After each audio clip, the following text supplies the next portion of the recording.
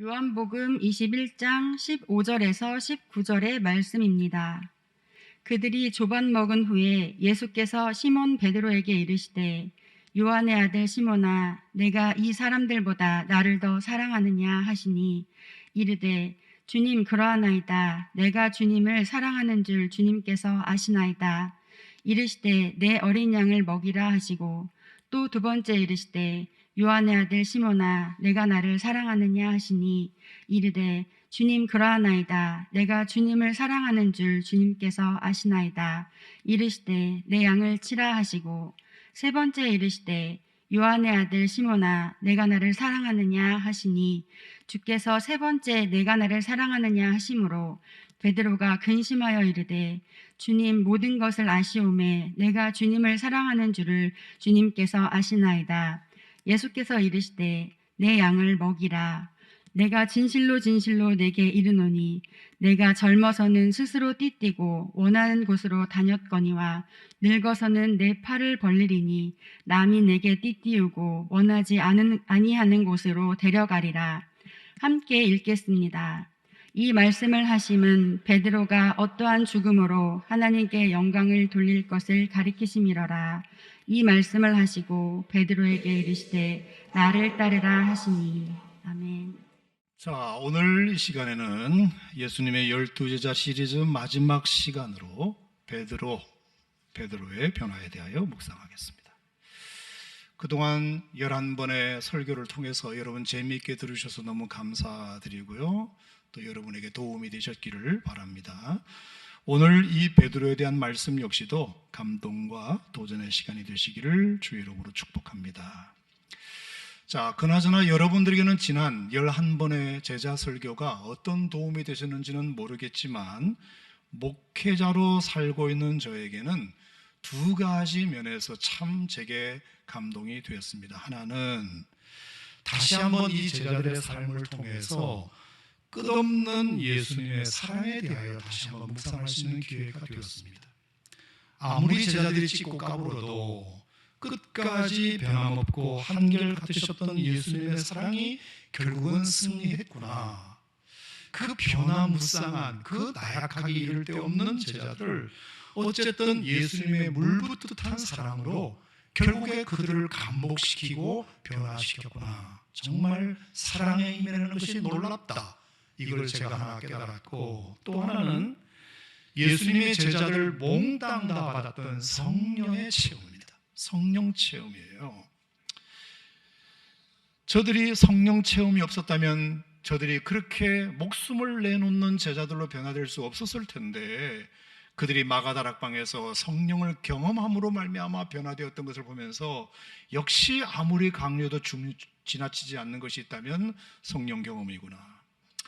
그렇다면 결국은 우리 교회도 중요한 것은 사랑과 성령, 목회자인 내가 할 일도 사랑과 성령, 성도들을 또 사랑하고 또 사랑하고 또 사랑하고, 나아가 우리 교회가 현대판 마가다락방이 될 수 있도록, 여기 오는 모든 사람들이 다 성령 충만 받을 수 있도록, 아멘, 예배와 말씀과 기도와 찬양 사역에 더 힘써야 되겠구나 하는 것이 지난 12번의 설교를 통해서 제가 깨달은 말씀입니다.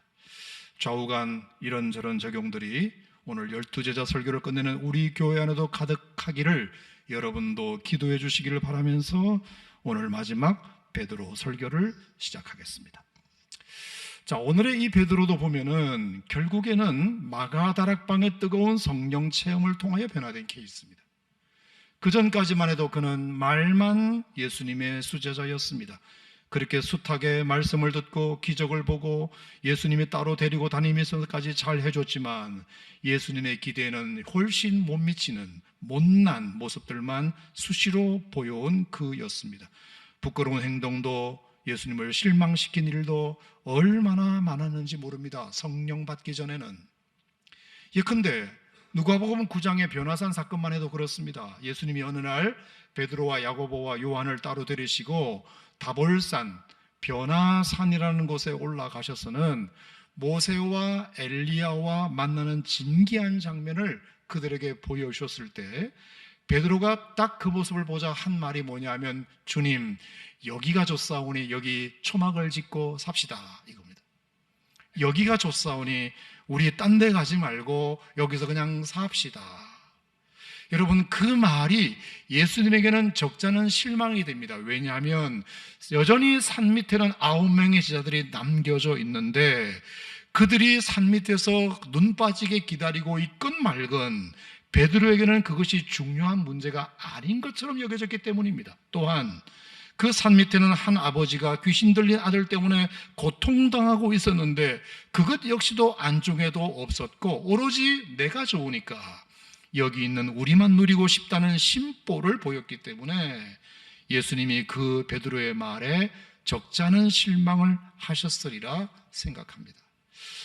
마태복음 14장에 보면 또 어떤 얘기가 나오느냐, 베드로가 풍랑 위를 걸어오는 장면이 나옵니다. 예수님을 보시고, 예수님이 풍랑 위를 걸어오는 모습을 보시고 베드로도 하고 싶었던지, 주님 나도 걷게 해주세요. 그래서 이제 예수님을 바라보고 걷기 시작하다가 바다를 보고 물에 폭 빠져버리게 되는데, 그때 예수님이 하신 말씀이 믿음이 작은 자여 라는 책망을 받습니다. 그런가 하면 마태복음 16장에 보면 빌립보 가이사라에서 주는 그리스도시요 살아계신 하나님의 아들입니다라는 멋진 고백, 정말 칭찬하실 만한 고백을 하길래 예수님이 이 친구 믿음이 좋은데? 라고 싶어서 장차 예수님이 받게 될 고난에 대하여서도 이제 얘기를 던지시게 됩니다.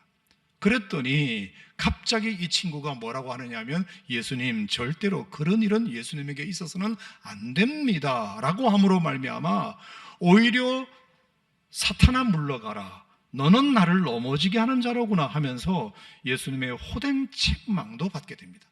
자, 이렇게 수제자 베드로였지만 적잖이 많은 경우에 예수님으로부터 실망을 얻게 되는 제자였다. 뿐만 아니라 요한복음 13장에 보면 세족식을 예수님이 하시려고 하는데 다른 제자들은 다 가만히 양말 벗고 앉아 있는데 베드로만 유독 절대로 제 발은 못 씻깁니다. 무좀이 심해서인지 그날 발을 안 씻어서 그랬는지 안 된다는 겁니다. 딱 거부하자, 내가 널 씻기지 않으면 너와 상관이 없어, 이렇게 말씀을 하시자 갑자기 또 베드로가 돌변해가지고, 그렇다면 제 목욕도 시켜주세요. 도대체 그 나이 먹도록 말귀를 알아듣지 못하는 제자가 베드로입니다. 마태복음 26장에 보면 이런 일도 있습니다. 예수님이 이제는 내가 십자가를 좀 져야겠어, 아마 너희들도 나를 결국은 버리게 될지 몰라, 그렇게 말씀을 하시니까 베드로가 딱 나서서 하는 말이, 예수님, 모두가 주를 버릴지라도 나는 결코 버리지 않습니다. 내가 주님과 차라리 죽을지언정 주님을 부인할 일은 저는 없습니다. 딴 친구는 못 믿어도 저는 믿으셔도 좋습니다. 하지만 어떻게 됐습니까? 남아이런 풍선껌이라 그 말씀이 떨어지기가 무섭게 불과 몇 시간 지나지 않아서 베드로는 한 여인 앞에서 예수님을 모른다고 3번이나 부인하고 마지막 한 번은 예수님을 저주까지 합니다. 자기만 살려고 발부둥 치는 못난 모습을 보이게 됩니다.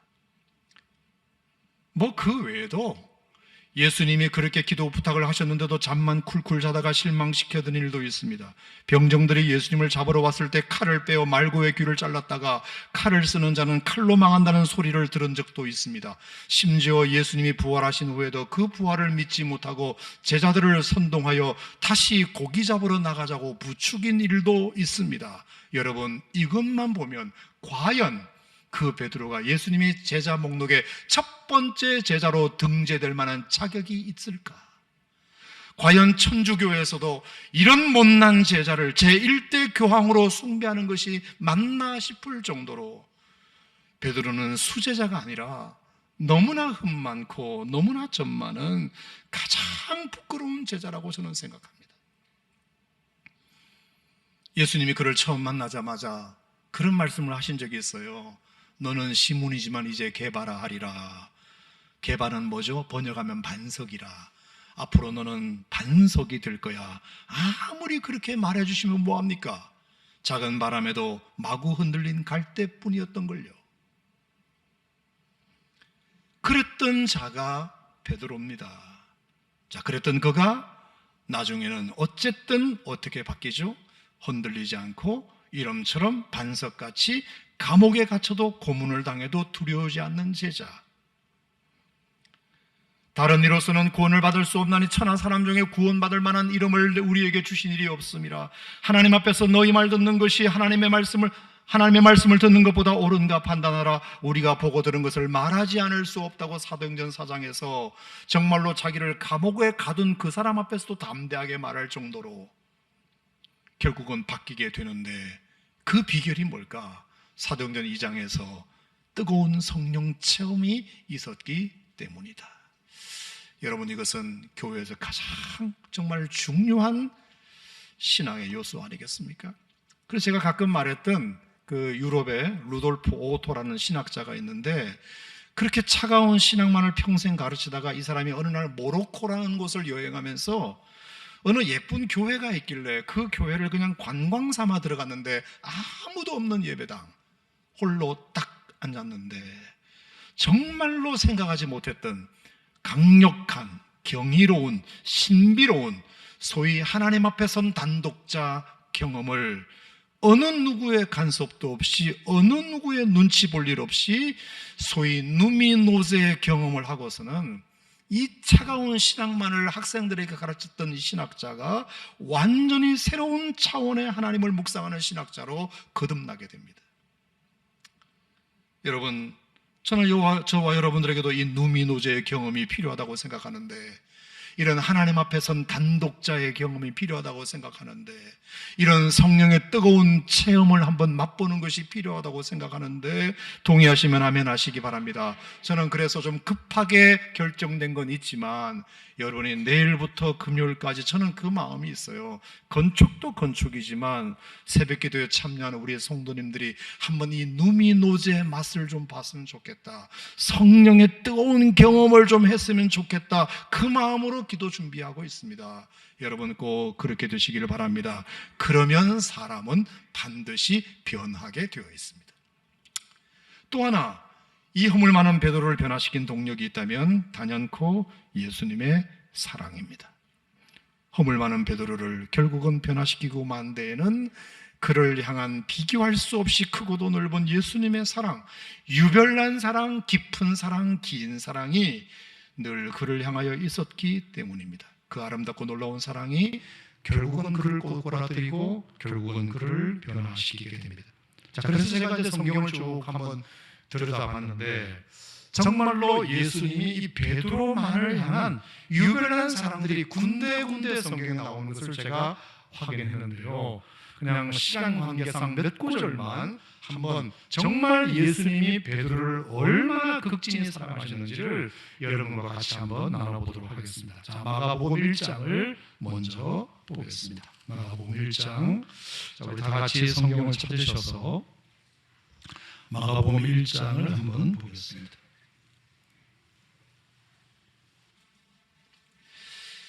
마가복음 1장 29절부터 31절까지. 자, 찾으셨으면 함께 읽어볼까요? 마가복음 1장 29절 시작. 회당에서 나와 곧 야고보와 요한과 함께 시몬과 안드레의 집에 들어가시니 시몬의 장모가 열병으로 누워있는지라.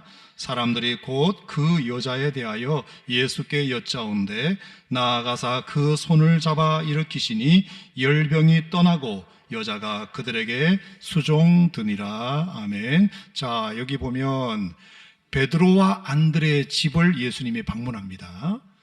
회당 예배를 마치고 예수님이 그 집을 들어가시게 됐는데, 거기에 누가 계시냐면 베드로의 장모님이 계셨습니다. 아마 베드로가 장모님과 함께 살았던 모양입니다. 자, 그런데 그 베드로의 장모님이 열병으로 누워있는 모습을 보게 됩니다. 여러분, 열병이 뭐죠? 열병은 아시는 대로 열받아서 생긴 병입니다.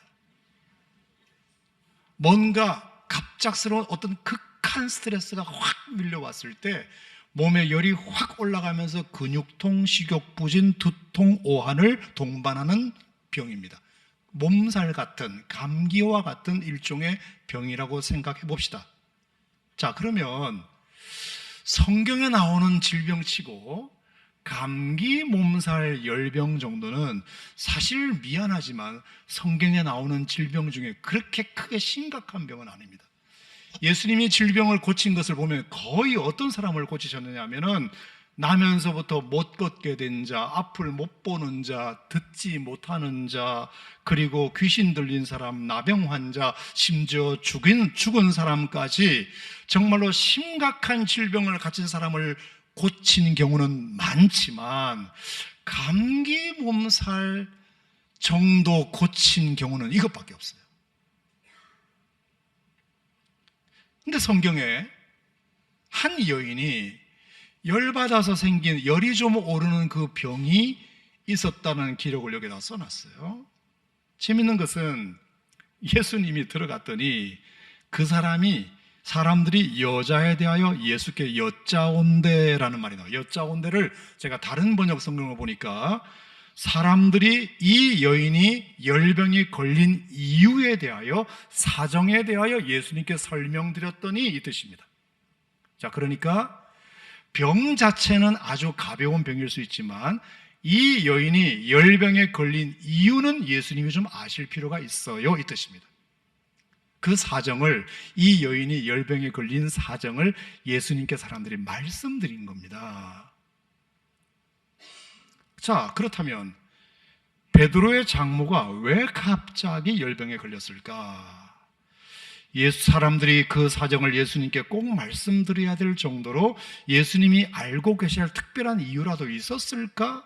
자, 더 재밌는 것은 어쨌거나 그래서 예수님이 기도해 주셔가지고 이제 병이 나았는데 그 다음 구절을 보시면 그 장모님이 그때부터 그 일행들을 수종들더라 라는 말이 나와요. 섬기기를 시작했답니다. 이건 뭐지? 자, 여러분 감기 몸살 걸렸을 때 누가 약 지어줘가지고 싹 나았다면 고마워서 차 한 잔 대접할 수 있고 나중에 식사 한 끼 대접할 수는 있지만 그런 일로 예수님께 필요한 것들을 섬기기 시작했다, 수종들기 시작했다, 그 장모님이. 세상에 감기 몸살 하나 정도 나은 것이 뭐 그리 대단한 일이라고 그때부터 장모님이 예수님과 그 제자들을 도와주기 시작했다, 수종들기 시작했다, 섬기기 시작했다. 여러분, 필시 여기에는 뭔가 사정이 있어 보입니다. 그래서 그 이유를 제가 찾아냈습니다. 자, 마가복음 1장 16절부터 18절까지 보겠습니다. 자, 바로 앞에 16절부터 18절 시작. 갈릴리 해변으로 지나가시다가 시몬과 그 형제 안드레가 바다에 그물 던지는 것을 보시니 그들은 어부라. 자, 여기 베드로와 안드레가 형제인데 열심히 그물을 던지며 고기를 잡고 있었어요. 자, 고기 잡아 뭐 할까요? 처자식 먹여 살리는 거죠. 돈 벌고. 그렇게 자기 직업이 어부예요. 열심히 오늘도 어부질을 하면서 고기를 잡고 성실하게 직장 생활하면서 살고 있는 사람이었어요. 그런데 갑자기 17절 예수께서 이르시되 나를 따라오라 내가 너희로 사람을 낚는 어부가 되게 하리라 하세요. 예수님이 그들을 갑자기 이 직업 그만두고 나를 따르라 내 제자가 되라 이렇게 했더니 18절 곧 그물을 버려두고 따르니라. 누가? 베드로가. 갑자기 어제까지 잘 다니는 직장을 갑자기 그만두고 어제까지 돈 잘 벌던 사업을 갑자기 팽개치고 여보, 나 오늘부터 예수님 제자가 되기로 했어. 이 사건이 일어난 거예요. 여러분, 베드로에게는 누구도 있었다? 장모님도 있었다. 그러면 부인도 있다는 뜻이죠. 장모님을 한 집에 모시고 살고 있습니다. 자, 그러니 그날 베드로가 예수님을 만나서 배와 그물을 버리고 예수님의 제자가 되기로 했다는 소식은 당연히 누구 귀에도 들어갔다? 장모님 귀에도 들어갔다. 그러니 그 소식을 듣는 장모님은 신이 난다, 병이 난다? 병이 난다. 왜요? 열 받는다, 안 받는다? 받는다. 왜요? 자네 이리 와보게. 내 딸은 어떻게 되나 그러면? 누가 먹여 살리나? 자네 그렇게 무책임하게 왜 어제까지 잘하던 사업을 그만두고, 왜 어제까지 잘 다니던 직장을 그만두고, 예수인지 뭔지는 내가 잘 모르겠지만 갑자기 왜 배와 그물을 버리고 따른다는 건가? 그건 자네의 결정인 거라서 내가 어쩔 수 없지만, 그러면 내 딸은 어떻게 되는 건가? 여러분, 어느 장모님이 그렇게 열받지 않을 수가 있겠습니까? 제가 학부 신학생 때 지금의 아내를 만났는데 비교적 일찍 사랑에 빠졌습니다. 결혼 얘기까지 오고 갔습니다. 근데 나중에 저희 집사람에게 남자가 생겼다는 것을 장모님이 알아버렸습니다. 아시는 대로 저희 집사람은 8남매 중에 6째지만 제일 기대가 컸던 사람입니다. 시집도 제일 잘 갈 줄 알았답니다. 근데 덜커덕 데려온다고 데려온 게 전도사. 나이도 어린, 얼굴도 까무잡잡하게 생기고 눈도 작은,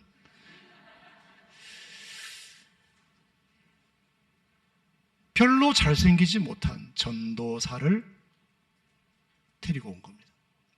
장모님, 우리 장모님 열받았다, 안 받았다? 받았다.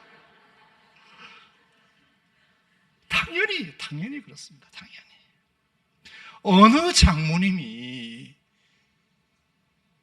결혼할 생각이 있다고 데리고 온 남자가 그런데 어떻게 허락이 되겠습니까? 그때만 해도 전도사 하면 그리 매력적인 직업은 아니었습니다. 딸 주기는 솔직히 불안한 직업이 전도사. 베드로 장모님도 당연합니다. 근데 고마운 것은 예수님이 후속 조치를 잘해요. 후속 조치. 참. 자, 성경에 보면은 예수님이 그 장모님 집을 찾아가요. 장모님이 열받아서 누워 계세요. 자, 그랬더니 예수님이 뭘 하셨느냐 하면 31절 보세요. 나가사 그 손을 잡아. 그 손을 탁 잡아요. 자, 저를 봐봐요. 장모님 손을 탁 잡아. 장모님, 어머니, 이렇게 처음에 딱 부르죠. 내 딸을 망친, 뭐 이렇게 되는 거잖아요. 그러면 예수님이 어떻게 한 번 더 잡아요. 장모님,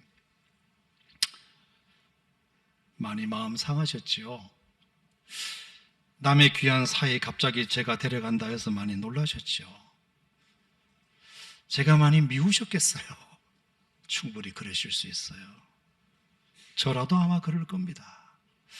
하지만 장모님, 제가 약속은 하나 해드리겠습니다. 제가 사회님이랑 한 팀이 돼서 장모님 실망시켜드리지 않도록 정말로 멋있는 하나님의 나라 한번 만들어 보겠습니다. 틀림없이 사위분이 이 일에 큰 일을 감당하게 될 거고요. 나중에 그걸 보시면 장모님도 기뻐하실 것이라 저는 생각합니다. 그러면서 그 상한 마음을 손잡아 주시고는 기도해 주신 것 아닙니까? 나사렛 예수 그리스도 이름으로 명하노니 열병아 떠나갈지어다. 열병아 떠나갈지어다. 그렇게 마음을 만져주고 열병을 낫게 해주니까 장모님 입장에서는 소문만 들었을 때는 정말로 예수라는 놈이 누구야? 이렇게 생각했을 텐데 말로만 듣는 그 예수님을 직접 얼굴 보고 손잡아주면서 위로받고 또 내 열병을 고쳐주게 되니까 장모님도 그제야 생각이 바뀌어서 아, 정말 내 삶이 이 사람한테 맡겨도 되겠네 싶어서 그때부터 장모님까지도 팬이 돼가지고 섬기고 수종들게 됐다. 그러니 여러분, 베드로 입장에서 생각해 보세요. 자기가 오늘 배와 그물을 딱 버리는 순간 걱정이 이만저만이 아니에요. 이걸 내가 장모님께 어떻게 말씀드리지? 장모님이 아마 노발대발 하실 텐데 어떻게 말씀드리지? 라고 고민하고 있었는데 예수님이 직접 나서셔서 내가 할 말을 예수님이 대신해 주니까 세상에 이렇게 고마울 때가 얼마나 그 예수님의 배려가 감사했을까요? 아, 정말 예수님은 다르시구나. 이런 게 바로 베드로의 마음을 그래도 흔들 때마다 잡아주었던 예수님의 특별한 사랑이 아닐까. 여러분, 이런 사랑은 예수님의 공생의 기간에 여러 번 등장해요. 여러 번. 또 하나만 말씀드릴까요? 마태복음 26장에 가면은 예수님이 겟세마네 동산에서 제자들을 데리고 기도를 하러 가셨는데 베드로와 야고보와 요한을 가까이 두시고 예수님이 이제 기도를 하셨어요. 기도하고 내려오니까 얘들이 다 자고 있는 거예요. 너무 화가 났습니다. 너무 억장이 무너지는 것 같았습니다. 내가 다른 것 부탁한 것도 아니고 내일이면 이제 십자가에 내가 죽을 건데 그 잠시를 못 참고 나를 위해서 기도해달라고 했더니 잠만 자고 있는 베드로를 보면서 얼마나 실망했겠습니까? 그래서 예수님이 무지 화가 나셨겠다 생각하고 성경을 딱 보는데 제가 깜짝 놀랐습니다. 예수님께서 그 베드로를 보자마자 하신 말이 뭐냐 하면, 따라합시다. 마음은 원이로되 육신이 약하구나. 제가 그걸 보고 깜짝 놀란 게 뭔지 아세요? 마음은 원이로되, 그래 네가 마음이 없지는 않았다는 것은 내가 알아, 이 뜻이에요. 네가 마음이 없지는 않다는 건 내가 알아. 육신이 약해서 잠들었을 뿐이지 얼마나 네가 나를 위해서 기도할 마음은 있었겠니? 라는 말이에요.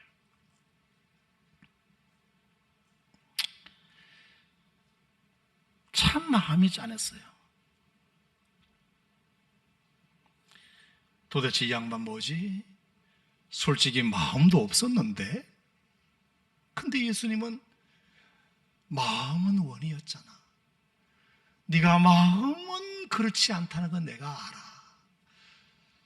여러분, 인간관계에서 여러분 그렇게 한번 해보세요. 그 말이 되게 마음 편하게 해줘요.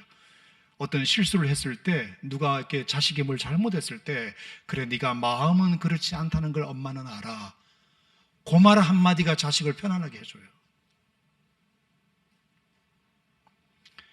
이렇게 예수님은 끊없이 베드로를 향해서 사랑의 끈을 놓치지 않으시고 계속 믿어주시고, 그래 네가 마음은 그렇지 않다는 걸 내가 알아. 여러분, 이런 얘기를 들을 때 여러분 기분이 어때요? 이야, 정말 이 예수님 참 크신 분이시다. 결정적으로 오늘 요한복음 21장이에요. 21장. 자, 예수님이 부활하셨지만 몇 제자들이 베드로의 선동으로 말미암아 다시 고기를 잡으러 바닷가로 나오는 장면인데, 그런 못된 마음을 가지고 나왔으니 고기가 잡힐 일이 있습니까? 일도 손에 안 잡히고 고기도 덩달아 안 잡히고. 자, 그러는데 갑자기 어느 누군가의 목소리가 바닷가에서 들리는데, 여보시오들, 오늘 내가 보니 그쪽은 아닌 것 같소. 차라리 배 오른편으로 다시 한번 던져보시오. 그러는 겁니다. 그러자 어부들은 그 사람이 누구냐와 상관없이 그 사람이 누군지 따지는 시간에 다른 배들이 먼저 그물 던질 것 같아서 일단은 믿져야 본전이라는 마음으로 던졌는데 엄청난 고기를 많이 잡게 됩니다. 그러자 요한이 먼저 정신을 차립니다. 딱 보니까 예수님이 서 계신 겁니다. 그래서 주님이시다 이렇게 말을 합니다. 요한이 알아보고. 그러자 베드로가 그 말에 무조건 반사와 같은 느낌으로, 일단은 얘라도 갖출 생각으로 상체를 벗고 있었기 때문에 일단 겉옷을 챙겨 입습니다. 하지만 생각해보니 이래서 지금 될 일이 아니다 싶어서 옷을 입은 채 바다로 뛰어내렸다고 성경은 기록합니다. 여러분, 왜일까요? 내가 옷 입고 배를 천천히 무태될 때까지 나 못 기다려. 수영을 해서라도 예수님을 먼저 가서 뵈야 되겠어. 여러분, 8절에 보면 그 수영한 거리가 나옵니다. 거리가, 자, 베드로가 헤엄쳐 간 거리가 50칸이라고 했어요. 한 칸이 4규빗입니다. 1규빗이 팔꿈치에서 중지까지입니다. 요게 45cm 정도, 약 50정 정도 됩니다. 자, 그러니까 200규빗이 50칸입니다. 자, 요게 곱하기 200을 하면 얼마나 될까요? 약 90m에서 100m 정도 됩니다. 자, 국제 규격의 수영장이 50m를 완복하면 100m입니다. 박태환 선수가 몇 년 전에 금메달 딸 때 45초 25가 기록으로 100m를 주파했습니다. 근데 베드로는 박태환이 아니지 않습니까?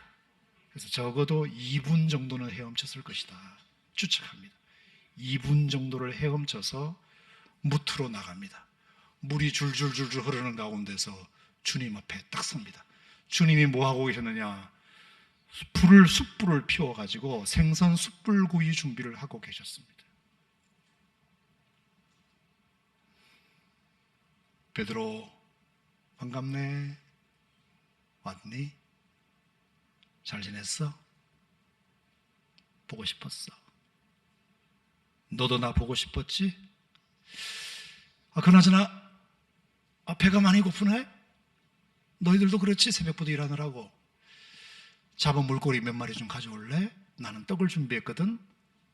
잡은 고기 좀 가져와봐. 직접 구워주세요. 직접 구워주시더니 우리 배고픈데 먹자. 일단 먹자. 자, 먹자. 떡은 여기 준비했으니까 떡하고 같이 먹자. 자, 이 상황에서 어느 베드로가, 어느 제자가 먹잔다고 밥이 먹히겠습니까?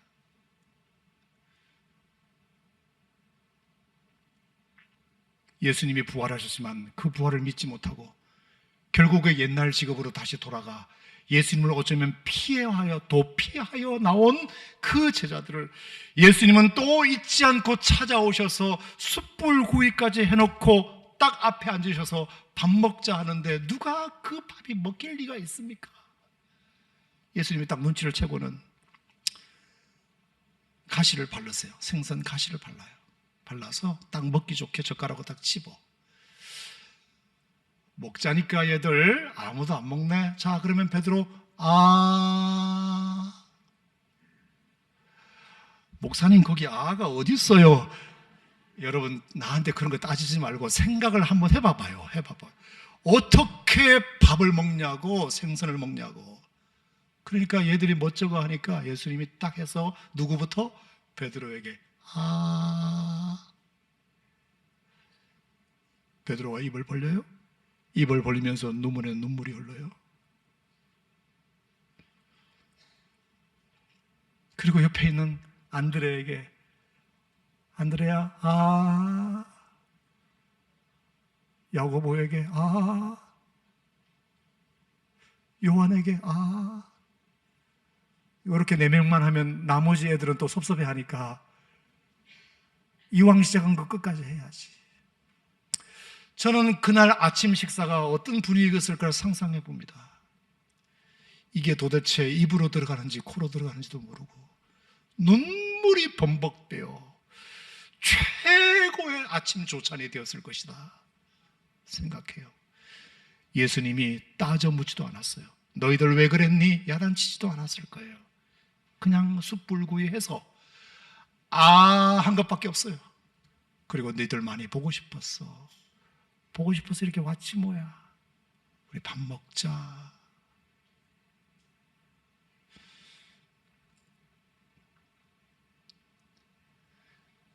이렇게 못나고 어리석고 미련한 제자들, 예수님을 부인해도 한 번 부인한 것이 아니라 3번씩이나 부인한 제자들, 예수님의 부활하심을 도대체 믿지 못하고 결국은 사람들을 선동해서 고기 잡으러 다시 나온 우리 제자들이 뭐가 이쁘다고 예수님은 또 우리를 찾아오셔서 숯불을 친히 생선을 구워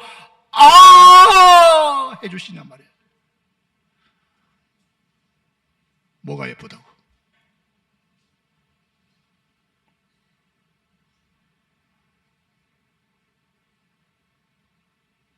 여러분, 그러니 제자들이 아무 말을 안 해도 그날 속으로 결심한 게 있어요. 이제부터 저런 예수님을 배반하면 인간도 아니다. 우리 이제 정신 차리자. 진짜 인간이 아니다. 이렇게까지 우리를 변함없이 사랑해 주시는 그 예수님, 이제부터 예수님을 배반하는 자들은 인간이 아니다. 그거는. 그래서 그때 그 이후로 어느 누구도 예수님을 배반하는 일이 없어요. 성령 받고 목숨을 걸고 그 예수를 전하는 일에 생명을 바칩니다. 저는 교회에서 가장 충만해야 할 것이 뭐냐? 첫 번째는 성령. 하나님으로 부어지는 그 성령의 충만함이 사람을 변화시킨다. 아멘. 그리고 또 하나는 하나님의 사랑. 값없이 주시는 하나님의 사랑. 내가 그렇게 배반하고 그렇게 욕하고 그렇게 부인하고 그렇게 등져도 그래도 뭐가 예쁘다고 또 찾아오셔서 해주시는 그 예수님의 사랑이 결국에 우리 오산 침례교회 공동체에 가득할 때 누구도 그 사랑에 감복하여 하나님의 사랑으로 변화되는 것이 아니겠습니까? 나중에 보면 예수님이 베드로에게 물어요. 요한의 아들 시몬아, 네가 나를 사랑하느냐? 이 사람들보다. 대답을 못해. 성경에 보면 뭐라고 그러냐 하면은 사랑합니다라고 물었는데, 주절로 물었는데 사랑하시는 줄 주님이 아십니다라는 대답을 해요. 사랑하냐고 물으면 사랑합니다라고 해야 되는데 아시잖아요, 아시잖아요, 아시잖아요. 뭘 안다는 걸까요? 예수님, 저 아시잖아요.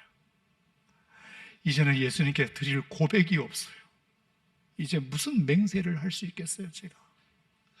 단 한 번도 맹세한 것을 지킨 적이 없는데 무슨 맹세를 또 할 수 있겠어요? 제가 양심이 있지.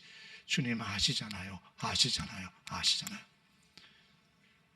그래서 예수님이 뭐라고 하는지 아세요? 됐어, 내 양을 먹이라, 내 양을 치라 말씀하세요. 가장 연약한 고백을 했을 뿐인데 예수님은 내 양을 치래, 내 양을 먹이래, 내가 너에게 사명을 맡기겠대. 그 나중에 19절에 보면은 베드로가 어떠한 죽음으로 하나님께 영광 돌릴지를 말씀하세요. 정말로 죽음을 통해서도 하나님께 영광 돌리는 인생으로 바뀌게 됩니다. 12제자 설교를 끝내면서 제가 여러분에게 드리고 싶은 결론은 마태로부터 시작해서 오늘 베드로까지 똑같아요. 그들을 변화시킨 결정적인 이유는 그들이 성령 받았기 때문이고 끊임없는 예수님의 사랑이 그들에게 부어졌기 때문이고, 그래서 그들은 너무나 약했지만, 너무나 미련했지만 기독교 1세기에 전국 각지, 세계 각지로 흩어져서 복음 전도의 사명을 완수하는 제자들로 거듭나게 됩니다. 그러므로 여러분, 절대로 강해질 필요가 없어요. 나의 약함은 약함대로 하나님 앞에 고백하시면 주님이 그것을 붙잡아 주셔서 사랑으로 그 약한 부분을 채워주시고 성령으로 그 모자란 부분을 채워주시면 누구보다도 강한 그리스도의 제자가 될 줄로 믿습니다.